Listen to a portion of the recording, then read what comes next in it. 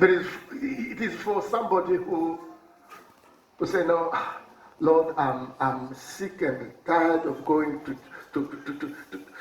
work and coming back and then sitting at the same place, Lord, in the same room, in the same relationship. And then, Lord, I'm sick and tired. I need something new. This is for somebody like that. How many people are ready for that? So let me give you something. I'm going to give you a few keys before we begin. Let me give you a bit of background. Isaiah is the greatest prophet in the Bible. If you are Bible school student, you know that Isaiah by itself, it is a cause, because it is the greatest prophet in the Bible. He enjoyed very good time in the palace. You are somebody who had a good life. And God gave him a message that is going to be fulfilled more than 700 years later. He spoke about Jesus and etc. And what you have read, Isaiah is prophesying about the captivity that the Judah, Israel, they are going to be taken by Babylon. Remember, when you read, I want you to read from chapter 42, the time where you see what happened when they were in Egypt. The Lord performed miracles and anything that you can name it to get them out of Egypt and etc. They get in the desert, there was a Red Sea and a Pharaoh behind and etc. And now they'll be in a situation where they have been taken in captivity and etc. There are more questions than answers. And the Lord gives this message to Isaiah. Go tell them, forget the former thing. In other translations, they say, remember not. Remember not the former thing. Because forget implies that you erase these things from your memory. I've heard people most of the time say, no, forgive and forget, forgive and forget. It is not possible. You cannot forget. If somebody rape your mother or your sister and etc., or kill your loved one, and then they say, no, forgive and forget. No, you can forgive, but you will never forget that person did this to me.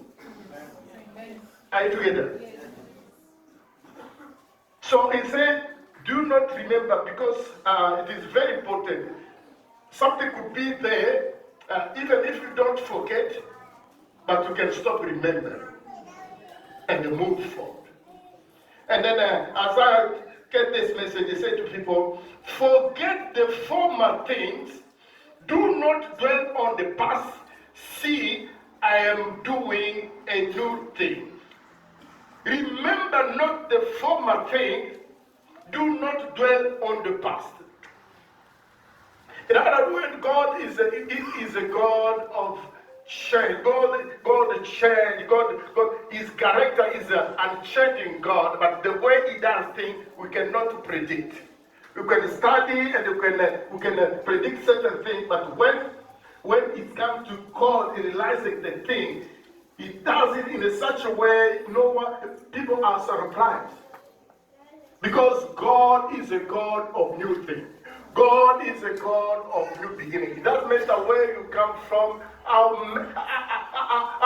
messy was your life, and then the mistake that you did, and today you are regretting the whole life. And there is a place where when you remember God, there is a place where your past is not going to be a problem for God to do new things.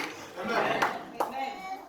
And then he said to them, go and tell them, forget the former thing and do not dwell on the past. So I'm going just to unpack this. And I want you to listen carefully, because I do believe that the Lord has got something for somebody in this place. As I say, the thing that we're going to unpack, the thing that we are going to trust God for is for somebody who said, no, enough is enough. You know, there are times where the things are so difficult, are so complicated, and we decide, no, this is the way it is. You know, life is like things are very difficult. There is no job. There is no way that you can get a proper man and to build a life. And once you settle there, and then everything is finished. Unless you get to the place where, despite where you come from, there is a mess. Everything was mess. But the Lord has allowed you even to attend this conference. There is a start point where you believe that God is able to do something different. God is able to do something new. God is not in the business of renovating. You know, if they want to renovate this, they cut this and then they remove this and they put this. No, this is not God.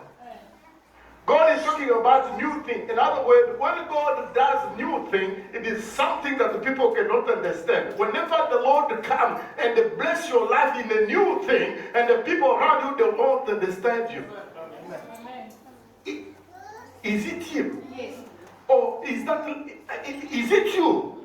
Now you have a baby because they know that you don't have children.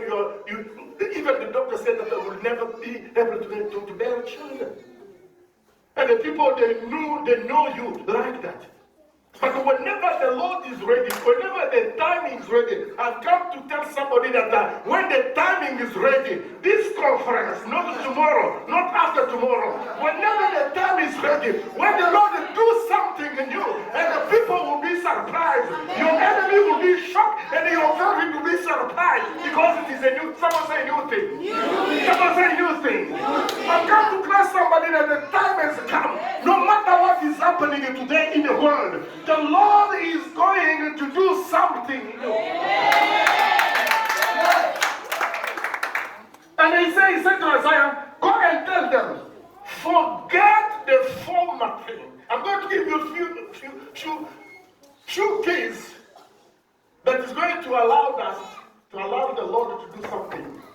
Because you know, in the church you can be 100 people, 200 people, but why is it that everything is different? Sitting under the same leadership, under the same teaching, and etc. But when it comes to personal life, it's different. Because everything depends on your level of receptivity. Amen. Amen. Amen. Everything, maybe tonight there are people from come, they say this conference, let's go, and then come out. No. This is for somebody who said, no, I'm sick and tired. I trust God that the Lord will do something. And then he said to Isaiah, go and tell them. Number one, forget. I am going to give you a few keys to embrace a new thing. Because new thing is something that it is new for us, but God has prepared it already.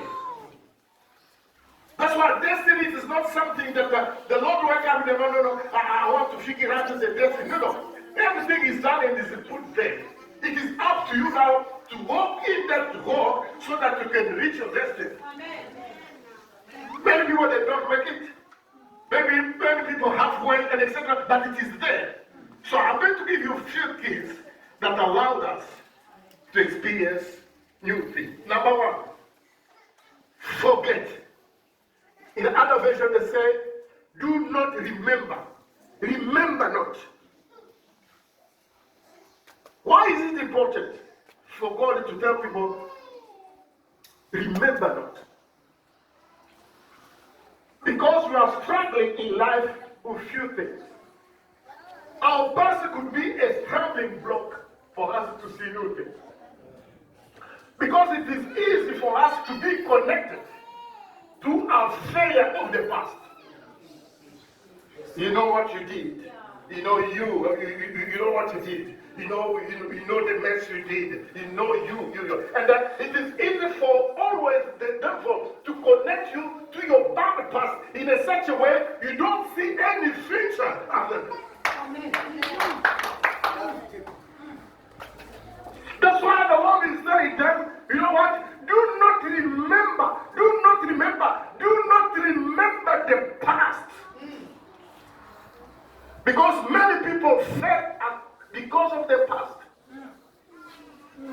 Whether the success of the past or the failure. But in many cases, your failure of the past, if you don't get things right, it is something that is going to prevent